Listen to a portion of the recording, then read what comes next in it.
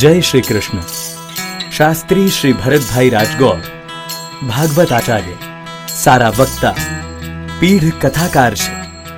તેમનો જન્મ ભારતના ઉત્તર ગુજરાતના સાતલપુર ગામે થયેલ હતો. પ્રાથમિક શિક્ષણ પૂર્ણ કર્યા પછી તેમણે સતત 12 વર્ષ સુધી સંસ્કૃત શાસ્ત્રનો અભ્યાસ કર્યો છે.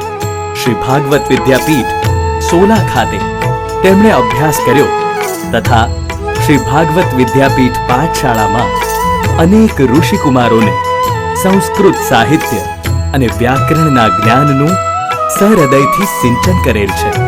તેઓ શ્રીએ મધ્યપ્રદેશમાં આવેલ રતલામ શહેરમાં જઈને ઘણા બધા શહેરીજનો તથા ગ્રામીણજનોને તેમના જ્ઞાન દ્વારા જાગૃત કર્યા છે. કેલિફોર્નિયા જતા પહેલા તેમના કરમસદ ખાતે નિવાસ દરમિયાન ઘણા બધા શહેરો તથા ગામડાઓમાં તેમણે કથા સ્વરૂપે જ્ઞાનરૂપી અમૃત આપેલ છે. તેઓ શ્રીએ 100થી પણ વધુ કથાઓ ભારત, અમેરિકા અને યુકેમાં કરેલ છે. તેઓ શ્રી ભાગવત કથા, ગીતા પ્રવચન, રામકથા અને અન્ય ધાર્મિક કર્મો કરે છે. રાધે ગોવિંદ ભજો રાધે ગોવિંદ, રાધે ગોવિંદ ભજો રાધે ગોવિંદ. હવે અશુભાત્માની શું ખાતરી? તો આમ માણસ 2-5 પાઉન્ડ ઉપાડવું હોય ને તો એને તકલીફ પડે, પણ ગુસ્સામાં આવે ત્યારે 10 પાઉન્ડ ઉપાડી લે. એટલે પેલા અશુભાત્મા આવીને આપણને સહકાર આપે. ત્યારે ક્રોધ કરે, જેટલા દુર્ગુણો આવે આપણા શરીરમાં પ્રવેશ કરે, મનમાં પ્રવેશ કરે, ત્યારે અશુભાત્માઓ આપણી સાથે આવી જાય. અને જ્યારે આપણે કંઈ સત્કર્મ કરતા હોઈએ ત્યારે શુભ આત્માઓ આપણને સાથ આપે. એટલે એ જે આત્માઓ ભ્રમણ કરતા હોય, પછી આપણો એક ભાવ હોય કે કોઈ પણ યોનિમાં જાય તો આપણે એમના માટે પુણ્ય કરતા રહીએ. એટલા માટે દર વર્ષે એક દિવસ એ નિમિત્તે આપણે યાદ રાખીએ. હવે તો લોકોને આમ તો આપણે એમ કહેવાતું કે 7 પેઢીના સંબંધ, પણ તમે જેટલા બેઠા છો એને પૂછીએ કે તમારા દાદાનું નામ શું, તો આમાંથી 5% આવડતું હશે કદાચ. પછી દાદાના પપ્પાનું કહ્યું તો એ ખબર ના હોય. એટલે દાદાના દાદા, એના દાદા, એવા 7 પેઢી સુધી કોઈને યાદ નથી રહેતું. આ બધું એટલા માટે રાખ્યું હતું કે આપણે એકબીજાથી સાંકળની જેમ સંકળાઈને રહીને, એટલા માટે. આજે બધું છિન્ન ભિન્ન થવા લાગ્યું. એકબીજા પેઢીની તો વાત જવા દો, એક સાથે નથી રહી શકતા. પિતા પુત્ર, સાસુ વહુ, એ બધું આ બધું જે જોડ્યું હતું ને, આપણા બધા માટે લોકો સમજણ પડે એટલે બધી વ્યવસ્થા કરી. એક આ પ્રશ્ન. બીજો પ્રશ્ન હતો, આપણા મહેશભાઈ એ બહુ રિસર્ચ કરે છે ગીતા ઉપર, સંપત, મહેશભાઈ સંપત. એમને એવું કહ્યું કે અર્જુને 108 વખત ભગવાનને, અર્જુન ઉવાચ, અર્જુન, ગીતામાં એવું 108 વખત આવ્યું, તો 108નો આંકડો કેમ? જો આપણે ત્યાં માળા કરી એમાં 108, આપણે 108, કોઈ સાધુ સંત મહંત બને એટલે એને 108ની પદવી આપવામાં આવે. 108 શું કામ હશે? તો આપણે આખા દિવસમાં એવું, શાસ્ત્રની ભાષામાં મને ખબર છે, કોઈ ડોક્ટરો હોય એને ખબર હોય તો મને કહેજો કંઈ નવું સંશોધન થયું હોય તો. પણ આપણા ઋષિમુનિઓએ જે સંશોધન કર્યું એમાં આખા દિવસમાં 21,600 વખત આપણે શ્વાસ લઈએ છીએ 24 કલાકમાં. 21,600. એમાં 12 કલાક આપણા ઊંઘવાના, જમવાના, એ બધામાં જાય. તમે બધું ગણી લો. 12 કલાક સુધીમાં વાતો, ચીતો બધું કરી લેવું જોઈએ. એટલે 12 કલાક શેમાં ગયા? તો કે જમવામાં, ઊંઘવામાં એમાં ગયા. પછીના 12 કલાક વધ્યા એટલે શ્વાસે દત્ત નામ સ્મરાત્મન, એટલે શ્વાસોશ્વાસથી ભગવાનનું ચિંતન કરવાનું, મનન કરવાનું, આવું કહ્યું. પણ 12 કલાક તો થઈ ના શકે. પછીના વધ્યા 12 કલાક, એટલે એના અડધા કરો. નહીં, 12 કલાક તમે 24 કલાક તમે કરી ના શકો. એટલે 21,600ના અડધા કેટલા થશે? 10,800. હવે 10,800 આ યુગમાં 2 જણ જ્યારે દોડે, મહેનત કરે, ત્યારે ઘરનું મોર્ગેજ ભરાતું હોય, તો 2 કામ કરતા હોય તો આખો દિવસ ભગવાનની માળા ક્યાંથી કરી શકવાના? એટલે ઋષિઓએ પાછો નિયમ કર્યો કે 10,000ને જે 800 થયા એના ભાગ કરો, 100મો ભાગ કરો. એટલે કેટલા થાય? 108 થયા. એટલે જ્યારે જ્યારે આ માળા જપે ને ત્યારે એવું લખ્યું છે કે આપણે ખાલી માળા જપીએ નહીં, સાથે સાથે શ્વાસોશ્વાસને સંબંધ હોવો જોઈએ. તમે ગાયત્રી મંત્ર બોલો કે ઓમ નમો ભગવતે વાસુદેવાય, એ બોલ્યા એની સાથે આપણા શ્વાસ સાથેનો સંબંધ રાખીને માળા કરવી જોઈએ, તો એ માળા સફળ થાય. આપણે તો માળા ચાલતી હોય અને મન ક્યાંય ફરતું હોય, અને ઘણા તો માળા કરતા હોય ને એટલે એટલું બધું આમ ફટ ફટ ફટ ફટ ફટ માળા કરે. અને કોઈ કહે ને ગાયત્રી મંત્રની એક માળા કરવી હોય તો સારી રીતે, તમે બહુ જ સારું આવડતું હોય ને તો 7 મિનિટ ઓછામાં ઓછી થાય એક માળા પૂરી કરતા. તો એક ભાઈ કે ના, હું તો ખાલી 30 સેકન્ડમાં આખી માળા કરી દઉં. 30 સેકન્ડમાં કેવી રીતે માળા થાય? તો કે પહેલો મંત્ર બોલી દઉં, ભૂર્ભુવસ્વઃ તત્સવિતુર્વરેણ્યમ ભર્ગો દેવસ્ય ધીમહિ ધિયો યો ન પ્રચોદયાત. પછી do do do do do do do do do, ઉપર મુજબ. હવે આવી માળાઓ ના વળે. આજે બધાને કેવી સ્થિતિ થઈ છે, માળા આવી જ આપણે કરીએ છીએ. એટલે 108 એટલા માટે આંકડો આપણા ઋષિ મુનિઓએ બહુ ગમ્યો છે. 108 નો આંકડો એટલે 108 નંબર આપ્યો છે. આવો હવે આપણે ગીતાજીમાં પ્રવેશ કરીએ. આપણે કાલે કર્મયોગ જોયો ને, આજે પાછું કર્મમાં જ થોડી ચર્ચા કરીએ. કર્મણી એવ અધિકારઃ કર્મણ્યેવાધિકારસ્તે મા ફલેષુ કદાચન મા કર્મ ફલ હેતુર્ભુઃ મા તે સંગોસ્ત્વ અકર્મણી. 4 સૂત્ર કયા હતા મેં કર્મના. પહેલું સૂત્ર કયું? કર્મણી એવ અધિકાર. તારે હે મનુષ્ય, હે અર્જુન. અને અર્જુન કોણ છે અહીંયા? અર્જુનને તો ખાલી ભગવાને શું બનાવ્યો? તો કે વત્સ બનાવ્યો, વાછરડો બનાવ્યો. જો દુનિયામાં આપણે ત્યાં સંસ્કૃતમાં જ્યારે બાળકને પોતાના પુત્રને બોલાવવો હોય ને તો શું કે માં કે પિતા? વત્સ ઇહા ગચ્છ, દીકરા અહીંયા. વત્સ શબ્દ આપ્યો. આ વત્સ શબ્દનો બહુ જ મહત્વ છે સંસ્કૃતમાં. કેમ? તો કે વાછરડું જ્યારે ગાયની પાસે જાય અત્યારે જ ગાયનું દૂધ ઝરે. વાછરડા વગર ગાય દૂધ ના આપે. એટલા માટે સર્વોપનિષદો ગાવો દુગ્ધા ગોપાલ નંદન પાર્થો વત્સ સુધીર ભોક્તા ગીતમ દુગ્ધામૃતમ મહત. શું છે આ ગીતા? શું કહેવાય?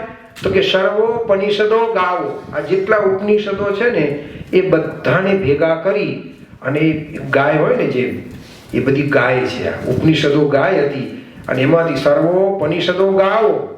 એ ઉપનિષદોને દોયા કોને? ગોપાલ એટલે ભગવાન કૃષ્ણએ ઉપનિષદોને દોયા. ખાલી ગાયોને દોઈ તેવું નહીં. ખરેખર આપણે ભાગવતમાં જે કથા સાંભળીએ છીએ ને કે ભગવાન કૃષ્ણને ગાયો પર પ્રેમ હતો, એ ગાય એટલે ઉપનિષદો. કૃષ્ણને ઉપનિષદ પર પ્રેમ હતો. એટલે આપણે ત્યાં એટલા સુંદર સુંદર ઉપનિષદો છે. દુનિયામાં કોઈની પાસે એવા ઉપનિષદો નથી. આવા જે શાસ્ત્રો છે એના આધારે આજે આપણે સારું કંઈક સાંભળી શકીએ છીએ, સારું જાણી શકીએ છીએ. તો એમાં ગોપાલ પોતે દોવા બેઠા છે. પણ કૃષ્ણ કે દૂધ મારાથી દોવાતું નથી, મારા માટે કોઈ અર્જુન જેવો પાર્થ વત્સ જોઈએ. પરમાર્થમ અર્થઃ ઇતિ પાર્થઃ. જે બીજાનો વિચાર કરે તેનું નામ પાર્થ, તેનું નામ અર્જુન. પોતાનો વિચાર કરે તેવો નહીં, બીજાનો વિચાર કરે. અને વાછરડો શું કરે? તો કે થોડું દૂધ પીએ પછી તરત એને ખેંચી લે. પાર્થો વત્સ સુધીર ભોગતા. એટલે આપણે સુધીર એટલે જેની પાસે સારી બુદ્ધિ હોય એ બધા આ ગીતાનું પાન કરવા વાળા છે. અને દુગ્ધમ ગીતા મૃતમ મહત. ગીતાજી માટે શેનું વિશેષણ આપ્યું? દુગ્ધમ. ભાઈ કેમ દૂધનું જ આપ્યું હશે? ગીતા અમૃત કહ્યું પણ પાછું દૂધ કહ્યું, તો દૂધનું શું કામ? માખણ આમ તો વધારે મોંઘું કહેવાય ને દૂધ કરતા. પણ આપણે ગુજરાતીમાં તમને ખબર હોય તો એવું કહેવાય છે કે દૂધ ઢોળાય ને તો અપશુકન થાય, માખણ ઢોળાય તો અપશુકન ન થાય, છાશ ઢોળાય તો અપશુકન ન થાય, દહીં ઢોળાય તો અપશુકન ન થાય. પણ આપણે કહીએ કે દૂધ સાચવજો, ઢોળાવવું ન જોઈએ. જો દૂધ ઢોળાઈ ગયું તો અપશુકન થાય. એ દૂધ નહીં, ખરેખર આ ગીતા જો આપણામાંથી ઢોળાઈ ગઈ ને તો આપણું જીવન અપશુકન્યા થઈ જશે. આ અર્થ બતાવે છે કે આપણા જીવનમાંથી જો ગીતા અમૃત ગયું, એ દૂધ જો ઢોળાયું ને તો આપણે બધા અપશુકન્યા આમને આમ સંસારમાંથી ચાલ્યા જઈશું. એટલે એ અમૃતને, એ દૂધને ઢોળાવા ના દેશો. ભગવાન કૃષ્ણ કહે આ ગીતા રૂપી અમૃતને તમે સાચવી રાખો, જો એ ઢોળાયું તો મુશ્કેલી. એટલે આ કહ્યું. એટલે કર્મણી એવ અધિકાર. ભગવાન કૃષ્ણ કહે તારો શેમાં? કર્મમાં જ અધિકાર છે. આવું શા માટે લખ્યું હશે? કર્મમાં જ અધિકાર છે આપણા માટે કે જો આપણે મનુષ્યને કર્મ કરવાની સ્વતંત્રતા છે. ગાય, ભેંસ, બીજા પશુ, પક્ષી, પ્રાણી, બીજા કોઈને કર્મનો અધિકાર નથી, પણ આપણને કર્મનો અધિકાર છે. કેવી રીતે? ભાઈ તમારી પાસે ચોઈસ હોય, તમારે શું ભણવું છે, નથી ભણવું, એ બધી ચોઈસ આપે. કોઈ કૂતરાને ચોઈસ કરી? તમને પ્લેનની ટિકિટ લઈને કેલિફોર્નિયામાં ના ફાવતું હોય, તમારે કંઈક અઠવાડિયું કંઈ લટાર મારવા જવું હોય તો તમે તરત જ ટિકિટ કપાઈને જઈ શકશો. આપણે ત્યાં ડોગી હોય એને જવું હોય તો આપણે લઈ જઈએ તો જ જઈ શકે ને, કે એ જઈ શકે? તો મનુષ્યને કર્મની સ્વતંત્રતા છે, બીજા કોઈ પશુ, પક્ષી, પ્રાણીને સ્વતંત્રતા નથી. તમે જમવા બેઠા હો અને જો થોડું મીઠું ઓછું હોય તો તરત તમે ઊભા થઈને ડબ્બો લઈને મીઠું અંદર નાખી શકો. પણ તમે કૂતરાને ખાવા આપો અને એને એમ થાય કે આ જરા સારું નથી લાગતું, સુગર ઓછી છે, લાવ સુગરનો ડબ્બો લઈ આવું, લાવી શકે? કારણ કે એને સ્વતંત્રતા નથી અને આપણને સ્વતંત્રતા છે. બીજા કોઈને, મનુષ્ય સિવાય આ સ્વતંત્રતા બીજા કોઈને આપી નથી. પછી આપણે એનો દુરુપયોગ કરીએ છીએ. તમે જુઓ, કોઈ દિવસ તમે એવું સાંભળ્યું કે ભેંસ કાળી હોય તેને થાય લાવ મારે ધોળા થવું છે, હું જાઉં ફેશિયલ કરાવવા? અને બેનો તો જાત જાતના કેટલા બધા સાધનો, ઉપસાધનો. તમે તો હવે કેટલાકના ઘરે જાઓ ને, બાથરૂમમાં તમે જુઓ તો એમ લાગે દુકાન મૂકી, નાની દુકાન, મુંબઈની કોઈ નાની હાટલીમાં ગયા હોય ને એવું લાગે છે. એટલા બધા સાધનો હોય. કેટલી બધી આપણા માટે બધી વ્યવસ્થા, મનુષ્ય માટે સ્વતંત્રતા છે. એટલા માટે તમારે વાળ કંઈ જુદા કરવા હોય તમે કરી શકો. ઘેટાને એમ વિચાર થાય કે મને આ વાળ બહુ કરડે છે, લાવ થોડા હું કોઈ કઢાઈ આવું જઈને ના જઈ શકે. પણ મનુષ્યને આ સ્વતંત્રતા આપી છે કે એ જેવું જીવવા માંગે ને એ બધી સ્વતંત્રતાઓ છે. બેનો અને જાત જાતના બેનો કે ભાઈઓ, આપણે જાત જાતની સર્જરીઓ કરાવીએ. ઘણી ગાયને કે ભેંસને તમે જોજો કંઈક ગાંઠ નીકળી હોય, લબડતી હોય તો બિચારી આખી જિંદગી એમને એમ રહેતી હોય. માણસ તરત એનું ઓપરેશન કરાવી શકે. એટલે આ બધી વ્યવસ્થા કેવલ મનુષ્ય પાસે જ છે, બીજા કોઈ પાસે નથી. બીજા બધા પશુ, પક્ષી, પ્રાણી છે ને એ ચાવીના રમકડા જેવા છે. એને જે પ્રમાણે નક્કી કર્યું હોય એ પ્રમાણે જ કરી શકે, એનાથી વધારે કંઈ ન કરી શકે. ગાયને જે કહ્યું હોય કે તારે ઘાસ ખાવું, દૂધ આપવું, એટલે એવું જ કરે. ભેંસે જે કરવા આપ્યું હોય એ જ કરે. અને એ તો અમુક પ્રાણી તો એવા છે, આ ભેંસ જેવા, કે 4 કલાક જઈને પાણી પડી હોય એને એવું શું એમ થાય કે લાવ મારે મોડું થાય છે. અને આપણે તો ગયા હોય સ્વિમિંગ કરવા કે જીમમાં તો ઘડિયાળ સામે નજર થાય કે ચાલો ભાગવાનું છે. ભેંસને એવી ચિંતા થાય કે હું 4 કલાક થઈ ગયા, ચાલો હવે જલ્દી ઊભા થાવ. આ સ્વતંત્રતા કોની પાસે? તો કે માણસ પાસે જ છે આ સ્વતંત્રતા. એટલા માટે ભગવાને કહ્યું કે હે અર્જુન રૂપી બધા જીવો, તમને કર્મ કરવાનો મેં અધિકાર આપ્યો છે, સ્વતંત્રતા આપી છે. અને આ બધાને પોતાની વ્યક્તિગત સ્વતંત્રતા છે. તમારે કેમ રહેવું, કેમ કરવું, બધી સ્વતંત્રતા. તમારા ધોળા થયા હોય ને કાળા કરવા હોય તો એ ભગવાન ના નથી પાડતા. પછી તમને એમાં માથામાં તકલીફો થાય, કાબરચિત્ર થાય, એ જુદી વાત છે. પણ ભગવાને ના નથી પાડી તમે આ ના કરશો. ગીતાના ભગવાન કૃષ્ણ એવું કહે બધી છૂટ, પણ તમે સામે જેવું કરો છો એવું ફળ ભોગવવાની તૈયારી રાખો. એટલે તમે જાત જાતના તમે નખ રંગો, વાળ રંગો. કોઈ બી બકરીએ વિચાર કર્યો કે લાવ હું પણ જઈને મારા નખ રંગી આવું. કોઈ બિલાડી વિચાર કરે કે લાવ મારે બી નખ રંગવા છે. નથી રંગતા. આ બધું જે કાંઈ છે એ બધી સ્વતંત્રતા કોને આપી? તો કે મનુષ્યને આ સ્વતંત્રતા આપી છે. એટલા માટે ભગવાને કહ્યું કે કર્મણ્યેવ અધિકારઃ. જળ અને ચેતન કોઈને અધિકાર નથી. પશુ, પક્ષી, પ્રાણી જ નહીં. આ ઘડિયાળના 3 કાંટા છે એ 3 કાંટામાંથી પેલો સેકન્ડ કાંટો જલ્દી દોડે અને પછી મિનિટ કાંટો કે કલાક કાંટો હોય એક ના મારે બી એનાથી જલ્દી જવું છે, જઈ શકે? એને જે પ્રમાણે ચાવી આપી એનો નિયમ પ્રમાણે જ એને ચાલવું પડે. પણ માણસ એને બીજાથી જલ્દી દોડવું હોય તો પછી ગાડી સ્પીડમાં દોડાવે, એક લાઈન બીજી લાઈનમાં જાય, એ દોડી જતો રહે. પણ ઘડિયાળ બિચારું ગમે એટલો પ્રયત્ન કરે કે ના મારે પણ દોડવું છે, પેલો કલાક કાંટો કે ના ના મને એમ થાય છે કે હું મિનિટ કાંટાથી પહેલા ભાગું, ના જઈ શકે. જાત જાતની બધી સ્વતંત્રતા કોની પાસે? તો કે મનુષ્ય પાસે. પણ આ દુનિયામાં બધાનો એક લો હોય, કાયદો હોય ને. કાયદા વગર સંસાર ચાલે નહીં. આ કર્મનો સિદ્ધાંત એ કાયદો આપણને બતાવે છે કે મનુષ્ય માટે પણ કાયદાઓ છે, એના નિયમો છે. નિયમ વગર ના જીવી શકે. તમે જુઓ આપણે આટલા બધા કેટલા બધા કાયદાઓથી ચાલતા હોય પ્લેન, છતાંય ક્યારેક ક્રેશ થઈ જાય છે. કોઈ દિવસ સૂર્ય ને ચંદ્ર ને તારા અથડાયા કઈ નથી થયું. કેમ? તો કે એટલું સુંદર મેનેજમેન્ટ કર્યું છે કનૈયાએ, એટલી બધી વ્યવસ્થા કરી છે કે આખો સંસાર બરાબર ચાલે છે. કોઈ દિવસ એવું થયું હોય કે આજે ચંદ્ર કે ના હવે ફૂલ મૂન છે પણ મારે તો આજ જવું છે રેસ્ટોરન્ટમાં, એવું બને? એટલે હું નહીં આવું, આજ મારે આજે અમાવાસ્યા કરવી છે, પૂર્ણિમા નથી કરવી. એવું શક્ય જ નથી. આપણે તો આપણો જન્મદિવસ હોય ને આપણે કહીએ મારે રેસ્ટોરન્ટમાં નથી જવું તો નહીં જવાનું.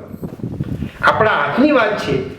જ્યારે બીજા કોઈને આ સ્વતંત્રતા નથી. અને એટલા માટે ભગવાને આપણા ઋષિમુનિઓ કહે કે સૌથી શ્રેષ્ઠમાં શ્રેષ્ઠ કયો અવતાર? તો કે મનુષ્ય અવતાર. દેવોને અધિકાર નથી એટલો અધિકાર આપણને આપ્યો છે. શેમાં? કર્મણી એવ અધિકાર. તને કર્મ કરવામાં તું સ્વતંત્ર છો. દેવ પણ સ્વતંત્ર નથી, પશુ પક્ષી પ્રાણી પણ સ્વતંત્ર નથી, કેવળ મનુષ્ય સ્વતંત્ર છે. એટલે આ અવતારમાંથી માણસ ઉપર જઈ શકે અથવા નીચે એને ખાડામાં પણ પડી શકે. દેવ થયા પછી તમે સ્વર્ગલોક પ્રાપ્ત થાય પણ પાછું નીચે આવવું પડે. ક્ષીણે પુણ્યે મૃત્યુ લોકમ વિશંતિ. જેવું પુણ્ય ખતમ થઈ જાય એટલે પાછા નીચે ધકેલી આપે. પણ મનુષ્ય જન્મ જેવો છે કે જે સીધા પરમાત્મા સુધી પહોંચી શકાય છે. તમે સારા કર્મ કરતા કરતા પુણ્ય કરો પણ નિષ્કામ કર્મયોગ ના કરો તો તમે સારા કર્મ તો કર્યા છે પણ તમને સ્વર્ગ મળશે, શ્યામ સુંદર નહીં મળે. એટલે ભગવાન કૃષ્ણ નિષ્કામ કર્મયોગ સમજાવે ને, જે કાંઈ કામ કરો તેમાં કોઈ પણ જાતનો કર્તા ભાવ છોડીને માણસ એવું કે હું કરું એ જે વિચાર આવે છે ને, એ જે કર્મ એ દેવોને પણ એવું થાય છે. મનુષ્યને એમાંથી જે પાર પડી જાય એ પ્રભુ પાસે પહોંચી જાય. આપણે તો આપણી જે માન્યતા છે ને કે ભગવાનની પાસે જવા માટે ખાલી પૂજા પાઠ કરીએ, ના એવું નહીં ચાલે. તમે જે કાંઈ કામ કરો તેમાં તમારો નિષ્કામ કર્મયોગ હોવો જોઈએ કે હું જે કરું છું એ પ્રભુ માટે છે. હું કોણ કરવા વાળો? મારી અંદર બેઠેલો કોઈ એવું તત્વ છે, એવું એનર્જી છે, એવું પ્રભુ છે, એ કરે છે, હું નથી કરતો. મારે તો ખાલી આ શરીર ઇન્સ્ટ્રુમેન્ટ છે એટલે એ જેમ નચાવે હું નાચું છું. મીરાને કોઈએ કહ્યું ને કે તમે બહુ સુંદર નૃત્ય કરો છો. મીરા કે હું નાચતી જ નથી, મારો ગોવિંદ નાચે છે. હું કોણ નાચવા વાળી? મારી કઈ તાકાત હું નાચી શકું? પણ મારે તો જ્યારે કનૈયાને યાદ કરું ને ત્યારે કૃષ્ણ આવીને મને નૃત્ય કરે છે મારા દેહમાં. હું નૃત્ય નથી કરતી.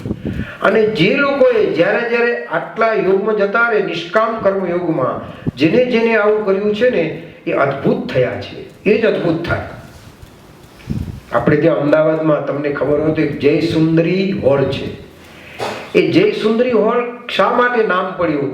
કારણ કે જય શંકરભાઈ નામના જે બહુ સારા એક્ટિંગ કરતા નાટકમાં, પણ એ જ્યારે એક્ટિંગ કરતા ને ત્યારે પોતાને જાતને ભૂલી જતા હતા. એ સ્ત્રીનું સ્વરૂપ લે એટલે સ્ત્રી જ બની જાય.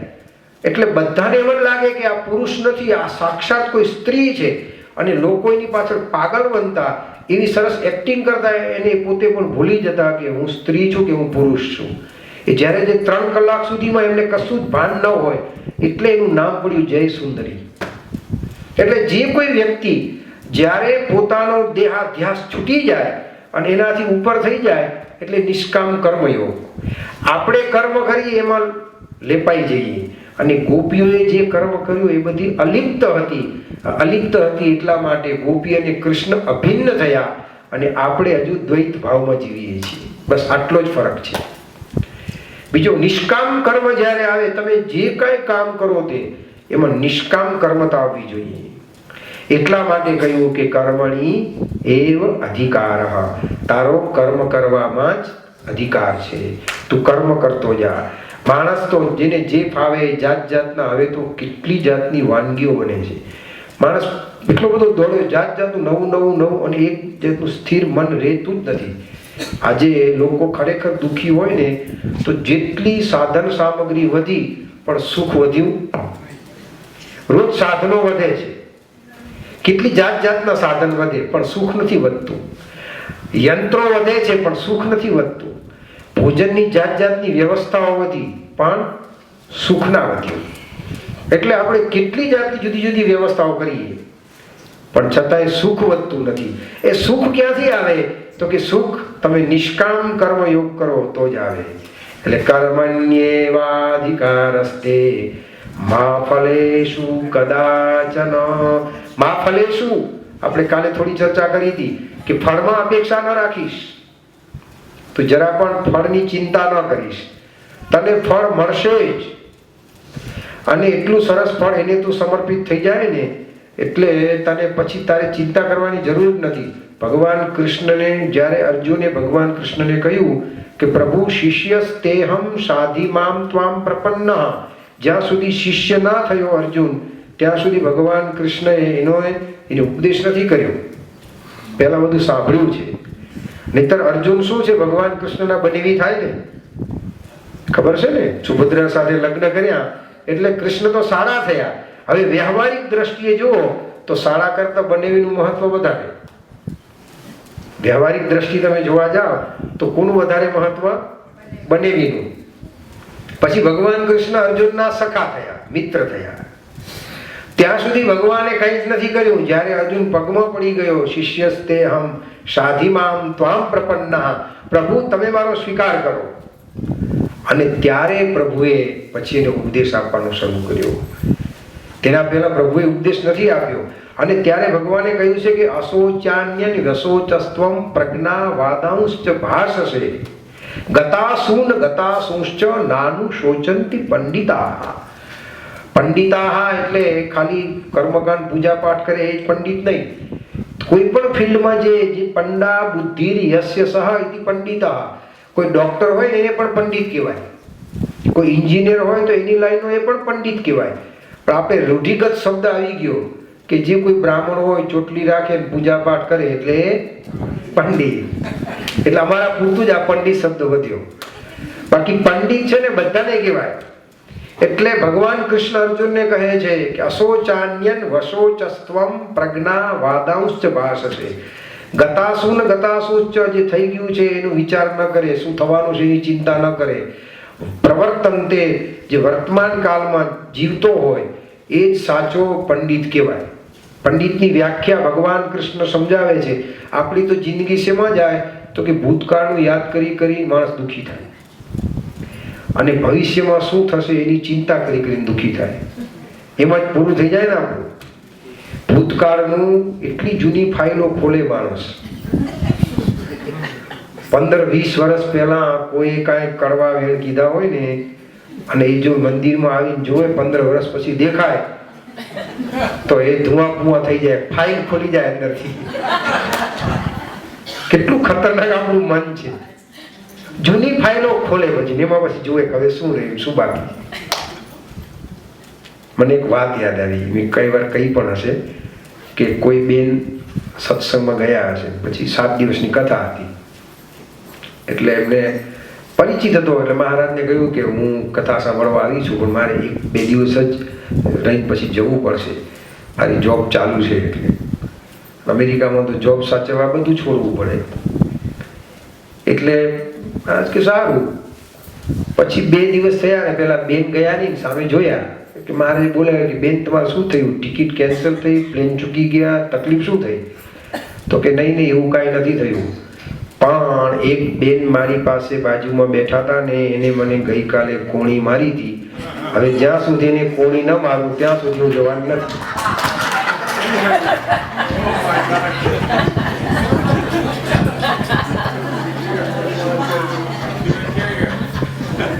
એને કોણી મારું પછી જ હું જાઉં. બોલો, આ આપણા બધાનો આ સ્વભાવ છે. કેવી રીતે માણસને પાછો આપણી જૂની ફાઇલો ભૂતકાળને યાદ કરીને કેટલા આપણે દુઃખી કરીએ છીએ. એટલે ભૂતકાળને માણસ જેટલું ભૂલી જાય, ભગવાન કૃષ્ણ અર્જુનને સમજાવે કે અર્જુન, તું ભૂતકાળને ભૂલ અને વર્તમાન કાળમાં જીવ.